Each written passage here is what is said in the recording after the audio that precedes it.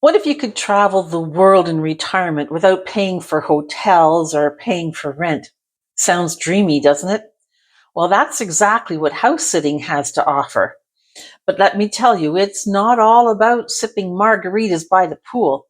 Sometimes it's about puppies being born on your partner's birthday or finding a scorpion in your bedroom. Hi, I'm Debbie. Welcome to Writing Life's Next Chapter. In this video, I'm pulling back the curtain on house sitting, what to avoid, what to expect, and how to make the very best of it, especially if you're over 50 and thinking about a life reset. So first, what exactly is house sitting?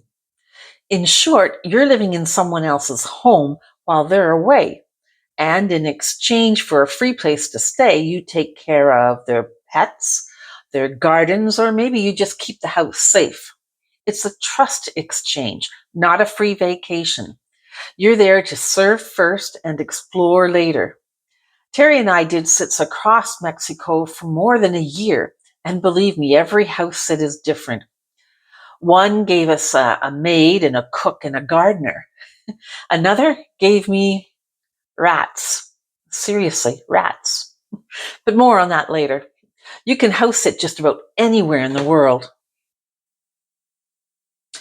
Let's start with the good stuff.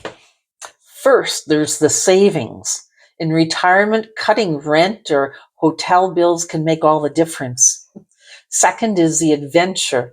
You'll see parts of the world that tourists rarely go to. And third is the immersion. You'll meet the neighbors, shop at the local markets, and sometimes even join in family celebrations. And finally, flexibility. House sits can last a few days or a week or even half a year.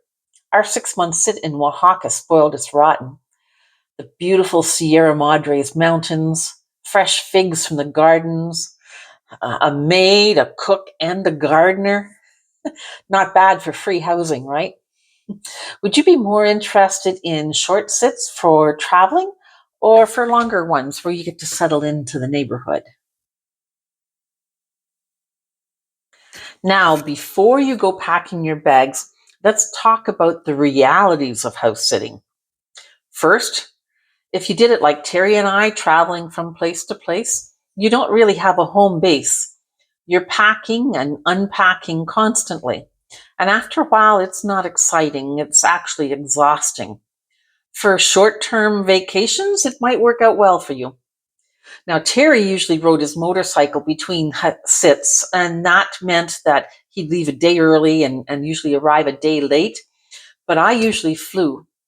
And trust me, when you have sits that are less than 3 weeks long, financially, those flights aren't worth it. You end up paying the same as if you were paying rent. Second, the unexpected responsibilities. Once, a family dog gave birth to 6 puppies on Terry's birthday. Surprise! And I was instantly a full-time puppy nurse. Third, homeowner expectations. Some are wonderful, and some not so much. I once accepted a sit in San Miguel de Allende, a beautiful place, that the sit turned into a nightmare. It was an unfurnished house with mice and rats, no cell service, and the power was cutting out constantly. The only thing that I really learned from that sit is never again without a contract. Have you ever arrived somewhere and only to find out that it was not as advertised? How did you handle it? So, how do you actually succeed at house sitting? Well, here's a few tips. And bear in mind that Terry and I were doing some long-term sits because we were exploring the whole country of Mexico. Choose longer sits. Seriously, 1 month or more. Anything shorter than that will cost you more in travel expenses than you would be saving on rent. Number 2, always get a written agreement, a contract. House sitting websites, and I'll provide a couple for you in the link in the description, I guess. House sitting websites usually provide a contract template, and that way both sides, the homeowners and yourselves, will know exactly what is expected of who. And if the house turns out to be different than advertised, you've got protection. 3, build in daily routines. Coffee outside on a patio or by a big window when the sun is rising, evening walks, walking and watching the sunset. Little rituals, little routines that keep you grounded when you go to place. Those little routines are always the same. And communicate with the homeowners. Ask them, what is the Wi-Fi like?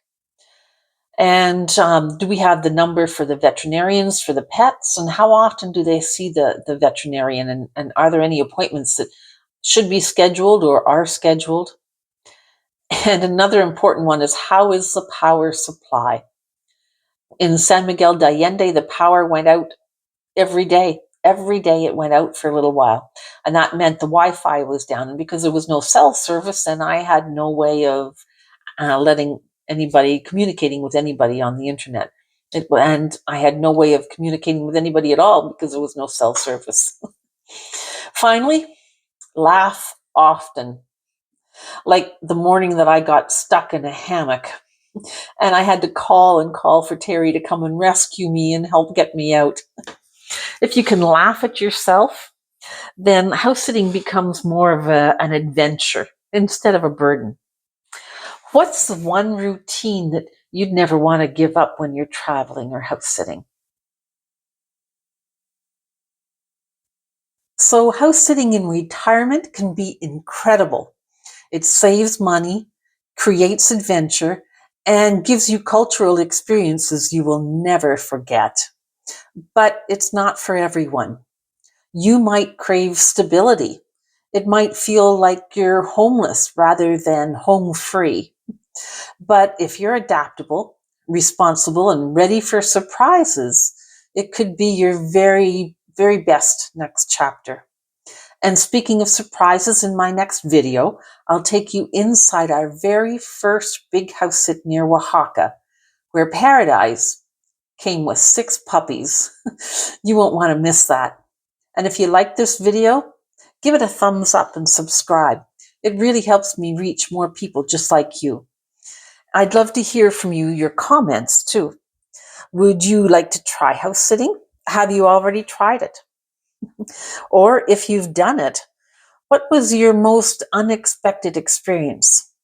And do you think that house sitting could fit into your retirement plan? Or does it sound like more hassle than it's worth?